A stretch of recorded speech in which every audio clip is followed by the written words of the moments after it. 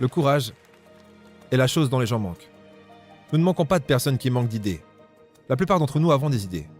Mais c'est la force de caractère et le courage intérieur de persister sur les idées que vous avez.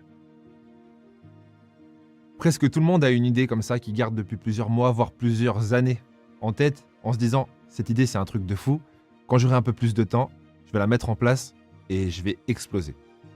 Il y a beaucoup de gens qui font cette erreur. Mais comment savoir si votre idée est une bonne idée?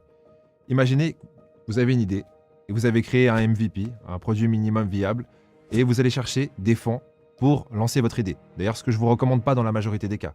Je trouve que c'est beaucoup plus intéressant de trouver un moyen ingénieux de lancer votre idée sans avoir à compter sur des investisseurs extérieurs. Mais peu importe. Comment savoir si votre idée est une bonne idée? C'est très simple.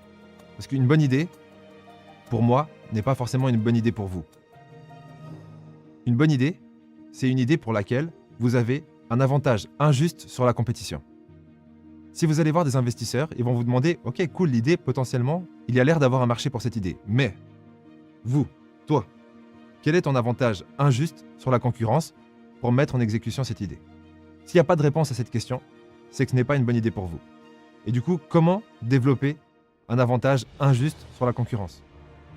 Par vos connaissances, vos compétences, votre expérience et vos finances. Le pire des avantages, ça serait de n'avoir que des finances. Parce que forcément, vous allez les perdre si vous n'avez pas les connaissances, les compétences et de l'expérience. Comment développer des connaissances, des compétences et de l'expérience? C'est très simple, en commençant à faire quelque chose. Et ce que vous allez découvrir, c'est que le chemin qui mène au succès, ça sera vos échecs qui vous apporteront les connaissances, les compétences et l'expérience.